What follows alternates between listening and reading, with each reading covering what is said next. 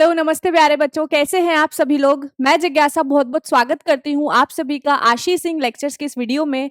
और आज के इस लेक्चर में हम कंटिन्यू करने जा रहे हैं हमारे आसपास के पदार्थ, जिसमें हम पढ़ने वाले हैं कोलाइड्स के बारे में और विलियन के संघटकों के बारे में हम इस चैप्टर के अंदर डिस्कस करेंगे। पिछले लेक्चर में हम पढ़ चुके हैं कि हमारे आसपास के पदार्थ जो हैं वो दो प्रकार के होते हैं, शुद्ध पदार्थ और मिश्रण। शुद्ध पदार्थों को हम तत्वों और यौगिकों में डिवाइड कर सकते हैं, और उसके अलावा जो हमारे पास में अशुद्ध या फिर मिश्रण होते हैं, उन मिश्रणों को भी हम दो भागों में डिवाइड कर सकते हैं। पहला होता है समांगी और दूसरा होता है विषमांगी। यहाँ पर जो हमारे पास में समांगी मिश्रण होते हैं उन्हें हम विलियन भी बोलते हैं, सॉल्यूशंस, ट्रू सॉल्यूशंस या सॉल्यूशंस विलियन भी बोलते हैं, ठीक है। और विषमांगी जो होते हैं, विषमांगी हमारे दो प्रकार के होता है। एक तो होता है निलंबन।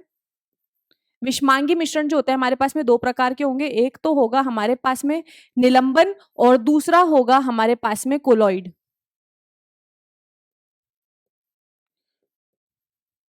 कोलॉइडल सॉल्यूशंस होते हैं,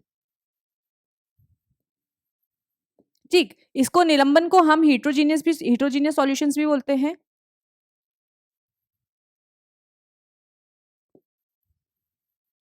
कल हम पढ़ चुके थे कि समांगी और विषमांगी मिश्रणों में अंतर क्या होता है। हमने प्रैक्टिकल करके भी जो इनके गुणधर्म हैं उनको प्रूव किया था, प्रैक्टिकल करके देखा था क्या एक्चुअल में ऐसा होता है या नहीं होता है। जैसे कि समांगी जो मिश्रण होते हैं उनके पार्टिकल्स, उनके जो कण होते हैं काफी ज्यादा छोटे होते हैं, जिसको हम हमारी नॉर्मल नेकेड आई से नहीं देख सकते हैं। इनके कणों को आप माइक्रोस्कोप से भी नहीं देख सकते। जबकि विषमांगी मिश्रण जो होते हैं उसके अंदर स्पेसिफिकली निलंबन के बारे में हमने डिस्कशन किया था। निलंबन जो होते हैं द्रवों के अंदर ठोस घोल दिया जाता है। जैसे हमने देखा था कल, हमारे पास में मिट्टी और पानी का मिश्रण था, वो हमारा निलंबन था, एक विषमांगी मिश्रण था जिसको हम निलंबन बोलेंगे। यहाँ पर वो जो निलंबन था उसके अंदर जो कण है आपको नॉर्मल लाइट से दिखाई दे रहे थे। इनके कणों का जो साइज होता है काफी ज्यादा छोटा होता है। इनके कण जो होते हैं, इनके कण काफी ज्यादा छोटे होते हैं। इनके कणों की जो व्यास होती है 1 नैनोमीटर से भी कम होती है। और दूसरी तरफ जो हमारे पास में निलंबन थे, इनके कण का जो साइज होता है वो 100 नैनोमीटर से ज्यादा होता है। ये प्रकाश के मार्ग को विजिबल नहीं कर सकते। अगर आप समांगी मिश्रणों से प्रकाश की किरण पास करवाते हैं तो वो प्रकाश के मार्ग को नहीं दिखाते हैं, लेकिन जो निलंबन होते हैं वो प्रकाश के मार्ग को विजिबल कर देते हैं। एक लाइट हमने हल्की सी देखी थी, जो मिट्टी का सॉल्यूशन था या जो हमारे पास में निलंबन था उसके अंदर से जब हमने लाइट पास कराई थी तो मिश्रण के अंदर हमें लाइट दिख रही थी, फैली हुई थोड़ी बहुत लाइट दिखाई दे रही थी। बहुत ज्यादा इसलिए नहीं दिखाई दी थी क्योंकि मिट्टी उसमें बहुत ज्यादा थी, इस वजह से। और कोलाइड्स के बारे में आज हम डिस्कस करेंगे कि कोलाइड्स क्या होता है, उसके अलावा कि कैसे हम डिफरेंशिएट कर सकते हैं तीनों तरीके के सॉल्यूशंस में। दूसरी चीज जो आज हम और डिस्कस करने जाएंगे वो है कि विलियन क्या होता है। विलियन के संघटकों के बारे में हम पढ़ेंगे कि विलियन के संघटक जो होते हैं, हमने कल थोड़ा बहुत देखा था कि जो विलियन के संघटक होते हैं वो क्या होता है, विलायक और विलय। तो विलायक और विलय के बारे में हम अच्छे से पढ़ेंगे, और सांद्रता के बारे में हम पढ़ेंगे कि एक विलियन की सांद्रता क्या होती है। तो चलो स्टार्ट करते हैं हमारा आज का लेक्चर। आई होप आपको ब्रीफ मिल गया है कि हम आज क्या पढ़ने जा रहे हैं। मिश्रण के बारे में हम कल पढ़ चुके थे। मिश्रण क्या था, एक ऐसा पदार्थ जिसके अंदर दो या दो से ज्यादा अधिक तत्व या यौगिकों को मिला करके बनाया जाता है। इसके अंदर जो आपके यौगिक या तत्व होते हैं वो रासायनिक रूप से जुड़े नहीं होते। इसका एग्जाम्पल हो गया आपका वायु। और मिश्रण दो प्रकार के होते हैं, समांगी विषमांगी, कल सारा पढ़ चुके हैं हम ये। आज हम पढ़ेंगे विलियन के प्रकार के बारे में। सबसे पहले तो विलियन जो होते हैं, किसी विलियन के दो भागों विलायक और विलों में बांटा जाता है। अब आपके पास में जो सॉल्यूशन है, सॉल्यूशन का जो हमने कल विलियन का जो हमने एग्जाम्पल देखा था उस एग्जाम्पल से समझते हैं। कल हमने देखा था कि हमारे पास में नमक व पानी का मिश्रण था। किसका मिश्रण था? नमक और पानी का, ठीक है। तो यहां पर हमने नमक को पानी में घोल दिया था। तो यहां पर जो हमारा विलियन था उसके दो घटक थे, एक तो था नमक और दूसरा था पानी। लेकिन जरूरी थोड़ी है कि विलियन जो है हमेशा नमक या पानी का बना हो, लेकिन हम इनके संघटकों के नाम रखेंगे कि जरूरी नहीं है कि नमक और पानी का ही आपके पास में मिश्रण हो, शक्कर और पानी का भी हो सकता है। तो यहाँ पर जब हम विलियन के बारे में पढ़ेंगे तो विलियन के दो घटक होते हैं। सबसे पहला होगा उसमें विलायक, दो संघटक कौन से हो गए, एक तो हो गया विलायक और दूसरा हो गया विलय, जिसको हम सॉल्यूट और सॉल्वेंट भी बोलते हैं। तो ये तो हो जाएगा हमारा सॉल्यूट और दूसरा हो जाएगा हमारा सॉल्वेंट। क्या होता है सॉल्यूट या सॉल्वेंट? तो देखो कल हमने किसको घोला था, नमक को घोला था। किसमें घोला था, पानी में घोला था। तो किसी भी विलयन में ऐसा पदार्थ जो ज्यादा मात्रा में मौजूद हो, ज्यादा मात्रा में जो चीज मौजूद होगी वो आपकी क्या हो जाएगी, वो आपका विलायक हो जाएगा। और जो चीज कम मात्रा में उपलब्ध होती है या फिर कम मात्रा में मौजूद होती है वो हमारा विलय हो जाता है। विलयन का वह घटक जो अधिक मात्रा में उपस्थित होता है वो विलायक होता है। देखो विलायक और विलय में से बड़ा क्या है, विलायक। तो जो ज्यादा मात्रा में उपस्थित होगा वो क्या हो जाएगा, विलायक। कंफ्यूजन हो जाता है इसलिए बता रही हूँ कि जैसे विलायक शब्द बड़ा है ना, विलय और विलायक में विलायक ज्यादा बड़ा है, तो जो अधिक मात्रा में प्रेजेंट होगा वो विलायक और जो कम मात्रा में उपस्थित होगा वो विलय हो जाएगा। अब यहां पर ये दो चीज हमने देख ली, इसके दो संघटक होते हैं। विलयन के गुण के बारे में हम कल ही पढ़ चुके थे। विलयन की सांद्रता हम देख लेते हैं कि किसी विलयन की सांद्रता क्या है। तो बच्चों कल, बार बार कल कल पे जा रहे हैं मैम क्योंकि हमने कल बहुत अच्छा एक्सपेरिमेंट करके देखा था इस वजह से। तो मान लो ये आपके पास में पानी है और पानी के अंदर क्या है, नमक है। मान लो इस पानी के अंदर 2 चम्मच नमक है, 2 चम्मच नमक है, ठीक है। और यहां पर हमारे पास में, तो यहां पर हम क्या देख रहे हैं कि इस नमक, इस पानी के अंदर मैंने क्या करा है, इस घोल के अंदर ये मेरे पास में एक विलयन है। किसका विलयन है मेरे पास में, ये मेरे पास में विलयन है पानी और नमक का, ठीक है। इसमें जो ब्लू कण है ना वो मैं पानी के बना रही हूँ, वैसे तो दिखाई नहीं देते लेकिन फिर भी बना रही हूँ, ठीक है। और यहां पर जो व्हाइट कण मैं बना रही हूं वो व्हाइट कण है नमक के, ठीक है।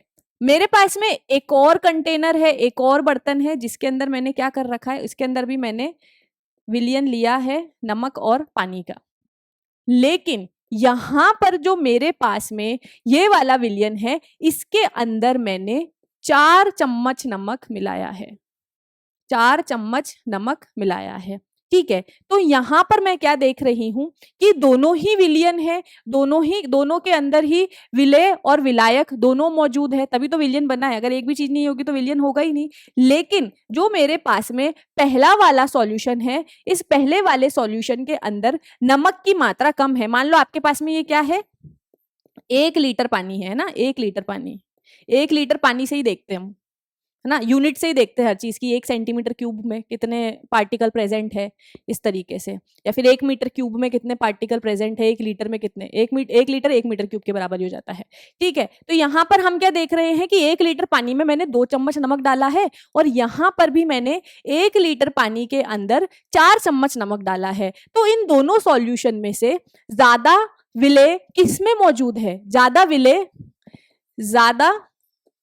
विलय किसमें मौजूद है? तो हम बोल सकते हैं कि जो ज्यादा विलय है वो सेकंड वाले में मौजूद है। तो हम क्या बोल देंगे कि जो हमारे पास में जो ये दूसरा विलय, जो हमारे पास में ये दूसरा विलयन है इसकी सांद्रता ज्यादा है।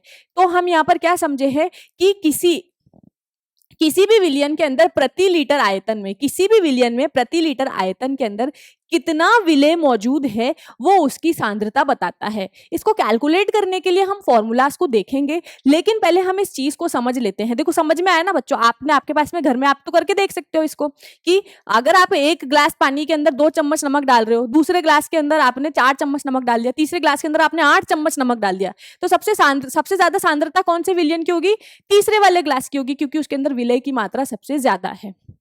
आई होप क्लियर हुआ होगा आपको। बहुत छोटा सा कॉन्सेप्ट है, ज्यादा दिमाग नहीं लगाना भाई। जिसके अंदर विलायक कम है ना, विलायक तो आपने फिक्स कर दिया है कि विलायक क्या है, 1 लीटर 1 लीटर। अब उस 1 लीटर के अंदर ज्यादा विलय, जितना ज्यादा विलय मिलाओगे उतना ज्यादा आपकी सांद्रता बढ़ती जाएगी। अब 2 तरीके के विलयन होते हैं। अब आप क्या कर रहे हो, विलायक में विलय घोल रहे हो। तो जब आप विलायक में विलय को घोलते हो तो उस आधार पर हम विलयन को 2 भागों के अंदर बांटेंगे। विलयन जो होते हैं हमारे 2 प्रकार के विलयन होंगे। इसका हम छोटा सा चार्ट बना लेते हैं। एक तो संतृप्त होगा और एक असंतृप्त होगा। जो हमारे पास में विलयन है कैसा होगा, एक तो हो जाएगा संतृप्त विलयन, और दूसरा हो जाएगा, एक तो हो जाएगा हमारे पास में संतृप्त विलयन, दूसरा हो जाएगा हमारे पास में असंतृप्त असंतृप्त विलयन। क्या होता है संतृप्त और असंतृप्त विलयन, अभी हम डिस्कस कर लेते हैं, बहुत ही छोटा सा पॉइंट है। तो बच्चों देखो, आप घर में कभी ना कभी नींबू पानी आपने मिलाया होगा, या फिर नहीं तो किसी ना किसी को चक्कर आया होगा तो पानी में शक्कर तो जरूर घोली होगी। अब मेरे पास में फिर से 2 कंटेनर है, ठीक है, फिर से हम 2 बर्तनों को यहाँ पर डिस्कस करेंगे। दोनों में ही मैंने क्या कर दिया है, 1 लीटर जल ले लिया है, इसमें भी 1 लीटर जल ले लिया है, भर दिया इस ग्लास को, 1 लीटर जल है इसके अंदर भी 1 लीटर जल है, ठीक है। तो यहां पर मैं पहले ग्लास के अंदर 1 चम्मच शक्कर डालती हूँ, हिलाया और घुल गई शक्कर, 2 चम्मच डाला, हिलाया और घुल गई, 3 चम्मच डाला, हिलाया और शक्कर जो है घुलती जा रही है। लेकिन जैसे ही मैंने 5वां चम्मच डाला, 4 चम्मच आराम से घुल गए, लेकिन जैसे ही मैंने 5वां चम्मच डाला तो शक्कर पानी में घुल नहीं रही है। जितनी भी शक्कर को मैं घोलने की कोशिश कर रही हूँ वो जाकर पेंदे में बैठती जा रही है। अब जो है शक्कर पानी में नहीं घुल रही है, और उस शक्कर को, अब अगर मुझे और ज्यादा शक्कर को पानी में घोलना है तो मुझे इस पानी का तापमान बढ़ाना पड़ेगा। तो ऐसे विलयन जिसमें एक निश्चित तापमान पर, मतलब नॉर्मल रूम टेम्परेचर पर उस ग्लास में सिर्फ 4 चम्मच शक्कर ही घुल सकती है, तो ऐसे विलयन जिसमें एक निश्चित तापमान पर जो विलय है वो एक स्पेसिफिक अमाउंट में, जो विलय है वो ज्यादा नहीं घुल पाए, एक स्पेसिफिक अमाउंट में विलयन में विलय पदार्थ नहीं घुलता, तो उसे हम संतृप्त विलयन बोलते हैं। लेकिन ऐसा नहीं कि बिल्कुल ही नहीं घुलेगा, थोड़ा बहुत घुलेगा, लेकिन और ज्यादा अगर आप ऐड करना चाहते हो तो आपको क्या करना पड़ेगा, उसका तापमान बढ़ाना पड़ेगा।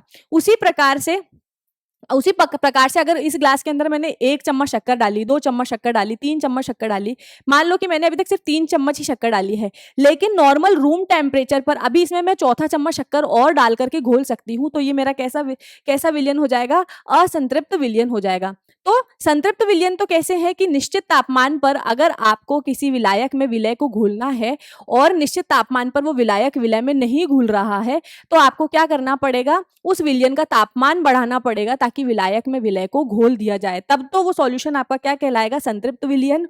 और अगर आपको तापमान बढ़ाने की जरूरत नहीं पड़ रही है, बिना तापमान बढ़ाए ही आप उस विलायक में विलय को घोल पा रहे हैं और जितना चाहो उतना घोल पा रहे हो, तो वो आपका असंतृप्त विलयन हो जाएगा। यदि एक विलाय में विलय की पदार्थ मात्रा संतृप्त से कम है, क्यों भाई, देखो यहाँ पर संतृप्त में मैं ये नहीं कह रही हूँ कि घुलेगा ही नहीं, लेकिन एक मतलब लिमिट होगी उसके अंदर कि भाई नॉर्मल नॉर्मल नॉर्मल तापमान पर है ना, नॉर्मल तापमान मतलब जो कमरे का तापमान है, नॉर्मल तापमान पे तो इसमें 4 चम्मच शक्कर ही घुल रही है, ठीक है, 4 चम्मच शक्कर, 4 चम्मच शक्कर जो है घुल रही है।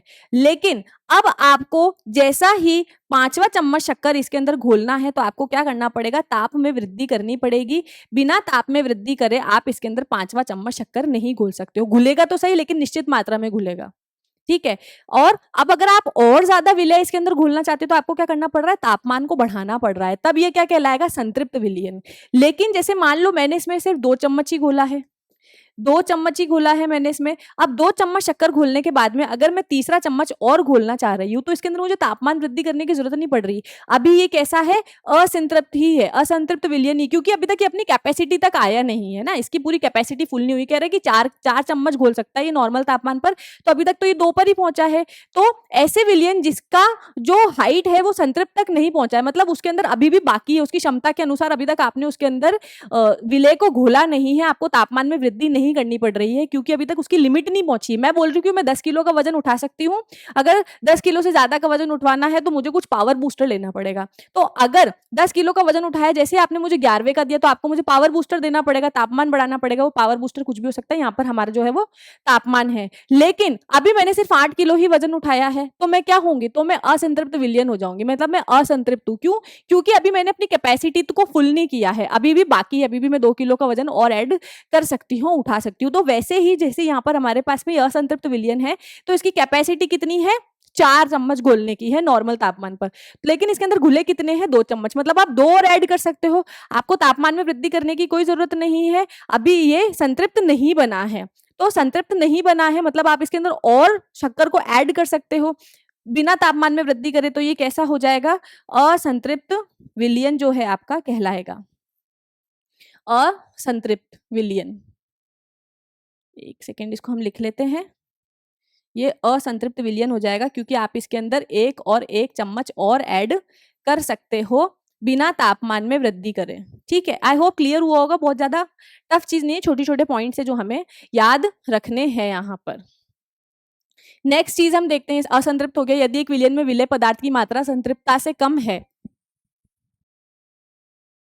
तो यहाँ पर क्या देख रहे हैं कि असंतृप्त विलयन क्या है, किसी एक विलयन के अंदर विलेय पदार्थ की मात्रा संतृप्तता से कम है, अभी आप वो अपने संतृप्त पॉइंट तक पहुंचा ही नहीं है, अभी तक उसको इतनी जरूरत ही नहीं कि तापमान में वृद्धि करे, अभी वो घोल सकता है, तो संतृप्तता से कम है, तो इस पदार्थ को हम, ऐसे विलयंस को हम क्या बोल देंगे, असंतृप्त विलयन कह देंगे। और अगर संतृप्तता तक पहुंच जाएगा तो आपको तापमान बढ़ाना पड़ेगा। तो अगर संतृप्तता तक पहुंच गया और आप और ऐड करना चाह रहे हो तो उस केस के अंदर वो आपका संतृप्त विलयन कहलाएगा। ये चीज जो है हमारी यहाँ पर क्लियर हो गई। नेक्स्ट चीज हम यहाँ पर डिस्कस करेंगे हमारी कि निलंबन क्या होता है। निलंबन के बारे में ऑलरेडी डिस्कस कर चुके हैं कल की, जो हमारे पास में बालू, रेत और पानी का जो मिश्रण था उसे हमने निलंबन बोला था, और उसके अंदर कण घुलते नहीं है, कण को आप नॉर्मल आई से देख सकते हो। तो ये सब आपके निलंबन के एग्जाम्पल्स थे। तो निलंबन हम डिस्कस कर चुके हैं, निलंबन के गुणधर्म भी हम डिस्कस कर चुके हैं। जो आखिरी चीज हमारे पास में बची है वो है कोलाइड, और एक चीज और आपकी रह रही है वो की सांद्रता की कैलकुलेशन। तो सांद्रता को कैलकुलेट हम करेंगे, लेकिन पहले उससे पहले हम ये वाला जो हमारा टॉपिक है उसके डिस्कवर करते हैं कि इसमें क्या हम पढ़ने वाले हैं। तो कोलॉइड को पढ़ने से पहले मैं आपको कोलॉइड दिखाती हूँ कि कोलॉइड दिखता कैसा है। तो बच्चों यहाँ पर ये मेरा एक कोलॉइड सॉल्यूशन है। कोलॉइड सॉल्यूशन बनाने के लिए मैंने क्या किया है, मैंने क्या लिया है, ये ग्लास है, इसके अंदर मैंने पानी डाला है और थोड़ा सा दूध मैंने डाल लिया है। बहुत ज्यादा दूध अगर हम डालेंगे तो हम इसकी प्रॉपर्टीज को स्टडी नहीं कर पाएंगे। अब देखो, जो आपका कोलॉइड है, देख चुके हो ना आप कैसा दिख रहा है, ये देखो। कोलॉइड के और एग्जाम्पल्स भी होते हैं, जैसे रक्त ले लो, इंसान का जो रक्त होता है वो भी एक कोलॉइड ही होता है, कोलॉइड विलयन जिसे कहा जाता है। तो यहाँ पर हम पहले से 2 तरीके के मिश्रण के बारे में डिस्कस कर चुके हैं, यहाँ पर हम तीसरा वाला पढ़ रहे हैं। हमने पहले विलयन के बारे में डिस्कस कर लिया है, हमने निलंबन के बारे में डिस्कस कर लिया है। ठीक है, अब जो हम डिस्कस करने जा रहे हैं वो क्या है, कोलॉइड। ठीक, कर लिया। यहां पर हमने क्या पढ़ा था कि जो कण है वो अत्यंत छोटे होते हैं, इतने छोटे होते हैं कि उनके कणों का जो व्यास है वो किससे छोटा होता है, वो 1 नैनोमीटर से भी छोटा होता है। जो कणों का व्यास है वो 1 नैनोमीटर से भी छोटा होता है। निलंबन के सॉल्यूशन का जो कणों का व्यास है वो 100 नैनोमीटर से बड़ा होता है। यहाँ पर जो हमारे पास में कोलॉइड है उनके कणों का जो व्यास है 1 नैनोमीटर से 100 नैनोमीटर के बीच में आता है। तो मतलब अगर आपके पास में कोलॉइड का जो कण है तो उसका जो आकार है, उसका जो साइज है वो 1 नैनोमीटर से 100 नैनोमीटर तक का हो सकता है। यहां पर आप कणों को नॉर्मल आई से नहीं देख सकते हो, या फिर आप बोलो तो नॉर्मल आई से नहीं देख सकते। रिवीजन करते जा रहे हैं, कंपेयर करके पढ़ेंगे। लेकिन यहां पर आप कणों को नॉर्मल आई से देख सकते हो।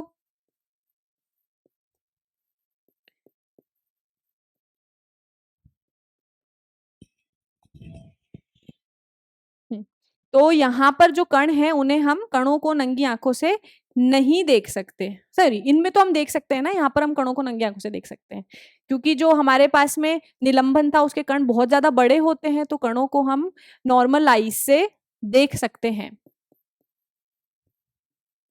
देख सकते हैं।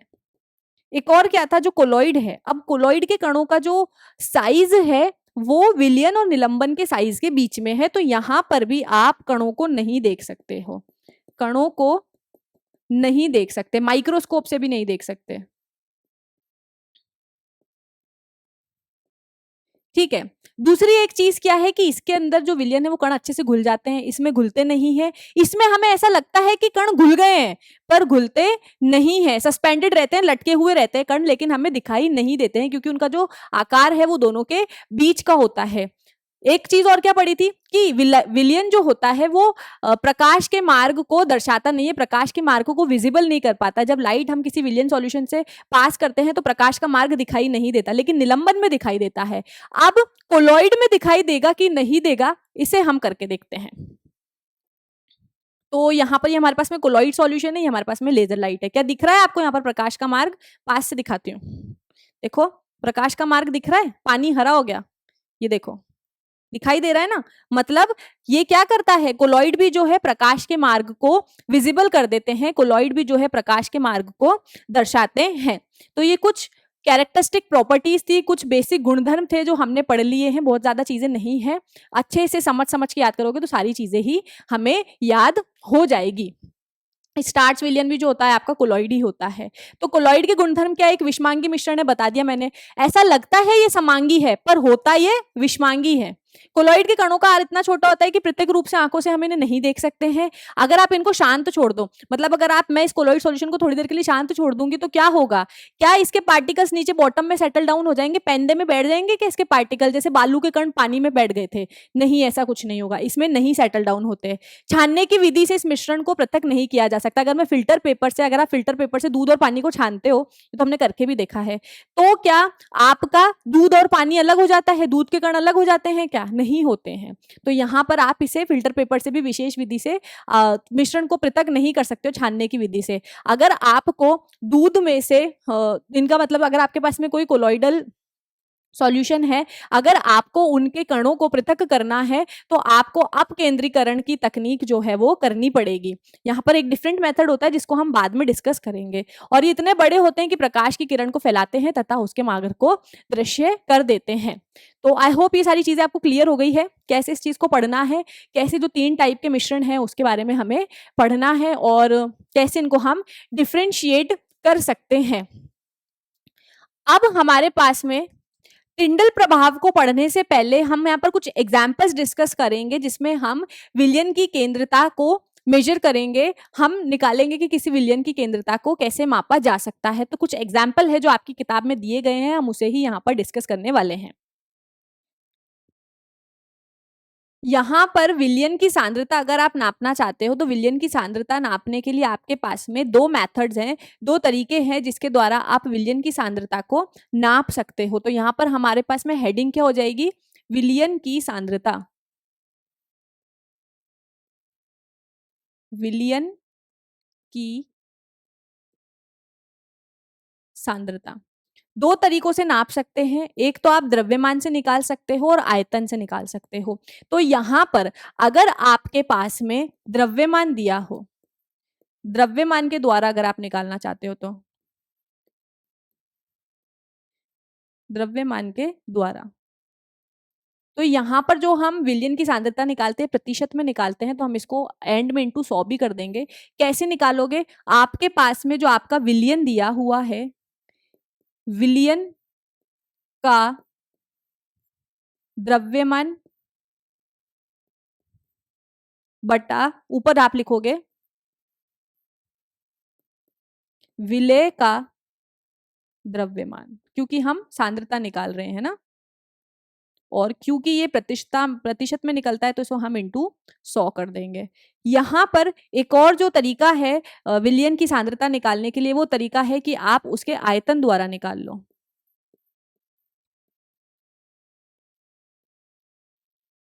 आयतन द्वारा अगर आप निकालना चाहते हो तो आयतन के द्वारा आप कैसे निकालोगे? यहाँ पर हम ऊपर लिख लेंगे विलय का आयतन, विलय का आयतन बटा विलयन का आयतन, और इंटू 100। प्रतिशत में निकालेंगे इसलिए हम इसे इंटू यहाँ पर 100 कर देंगे। अभी फॉर्मूला एक बार आप अपनी कॉपी में लिखो, उसके बाद में हम क्वेश्चन करते हैं। नेक्स्ट क्वेश्चन पे हम आते हैं। अच्छा, एक क्वेश्चन दिया हुआ है आपकी किताब में, आपके बुक के अंदर है, ये पेज नंबर, उदाहरण है ये आपके किताब का। तो उदाहरण में आपको दिया हुआ है कि एक विलायक, एक विलयन में 320 ग्राम विलायक, आपके पास में क्या है? आपके पास में एक विलयन है, एक विलियन आपके पास में मौजूद है जिसके अंदर 320 ग्राम तो विलायक है, 320 ग्राम विलायक है, और 320 ग्राम विलायक में 40 ग्राम साधारण नमक घोला हुआ है। 40 ग्राम साधारण नमक घुला हुआ है। तो आप क्या बोल सकते हो, ये क्या है, जो कम मात्रा में होता है वो क्या होता है, विलेय होता है। तो यहाँ पर आपको क्या करना है, विलयन की सांद्रता की परिकल्पना कीजिए। अब यहाँ पर आप क्या देख सकते हो कि आपके पास में जो आपको क्वेश्चन में डेटा दिया है वो किस में दिया है, ग्राम में दिया हुआ है। और ग्राम या किलोग्राम में क्या नापते हैं हम, द्रव्यमान को नापते हैं। तो मतलब यहाँ पर जो आप फॉर्मूला लगाओगे वो कौन सा लगाओगे, द्रव्यमान का लगाओगे। तो विलयन की सांद्रता प्रतिशत में अगर आपको नापनी है यहाँ पर, तो हम फॉर्मूला लगाएंगे द्रव्यमान वाला। और द्रव्यमान वाला जो हमारा सूत्र था वो क्या था कि विलेय का द्रव्यमान बटा विलयन का द्रव्यमान इंटू 100। ठीक, यहां पर अब आप बोलोगे कि मैम विलेय का द्रव्यमान तो ठीक है, लेकिन विलायन का द्रव्यमान कहां से निकालेंगे। तो बच्चों हमने क्या पढ़ा है कि जो हमारा विलयन होता है वो दो संघटकों से किस मिलता है, दो संघटकों से कौन से मिलता है, एक तो विलायक से प्लस विलेय से। तो दोनों को जोड़ दूंगी तो क्या मेरे पास में विलयन का द्रव्यमान नहीं आ जाएगा। विलायक कितना है 320 ग्राम और विलेय कितना है 40 ग्राम। तो मतलब टोटल विलयन का द्रव्यमान कितना हो जाएगा हमारे पास में 460 ग्राम हो जाएगा। क्या करेंगे हम यहाँ पर हम वैल्यूज को पुट करेंगे। यहाँ पर क्या है, विलेय का द्रव्यमान कितना है 40 बटा विलयन का द्रव्यमान कितना है 360 इंटू 100, ये कट गया। तो उत्तर क्या बच रहा है आपके पास में 100/9, 100/9 हो रहा है क्योंकि 9 इंटू 100 कर देंगे तो कितना हो जाएगा 100/9। और इसको आगे जब आप सॉल्व करोगे तो आंसर कितना आ जाएगा आपका 11.1% आपकी विलयन की सांद्रता है द्रव्यमान के सापेक्ष, अगर हम द्रव्यमान से कैलकुलेट करें तो। एक और क्वेश्चन हम इसका करते हैं। हमारे पास में एक और क्वेश्चन है, उसमें लिखा है कि एक विलियन में 10 ग्राम ग्लूकोज और 90 ग्राम जल है। आपके पास में एक विलियन है जिसके अंदर 10 ग्राम ग्लूकोज है और 90 ग्राम जल है आपके पास में। तो यहां पर हमारे पास में टोटल जो सॉल्यूशन है, जो हमारे पास में टोटल विलयन है, विलयन का द्रव्यमान कितना हो जाएगा, विलेय और विलायक का द्रव्यमान जोड़ दो तो 100 प्लस 90 टोटल कितना हो जाएगा 100 ग्राम जो है हमारे पास में विलयन का द्रव्यमान हो जाएगा। अब यहां पर आप बटा 100 में तो ये लिख दोगे। आपको क्या करना है, इसकी सांद्रता निकालनी है। तो विलेय का द्रव्यमान ऊपर लिखेंगे इंटू 100 से 100 कट गया। तो यहां पर जो आपके पास में विलयन है उसकी सांद्रता कितनी है 10% है। एक क्वेश्चन जो है हम आयतन वाला भी कर लेते हैं। आपके पास में एक विलयन दिया हुआ है, एक विलयन है 50 ml, 50 ml आपको विलयन दे दिया। यहाँ पर मतलब आपको विलयन बताया कि विलयन कितना उपस्थित है आपके पास में, विलयन है 50 ml।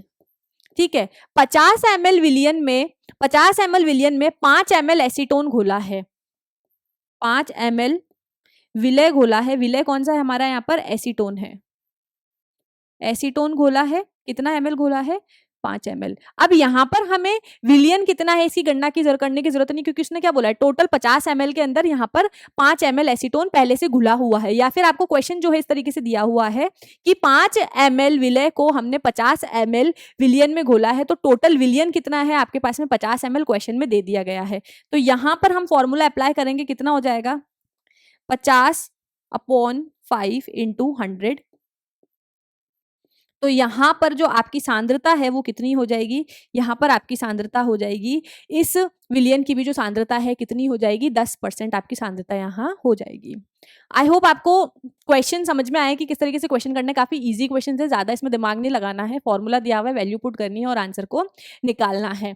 तो यहाँ पर हमारा ये पूरा खत्म हो चुका है टॉपिक। एक जो छोटा सा आपको टॉपिक दिया हुआ है वो दिया हुआ है टिंडल प्रभाव।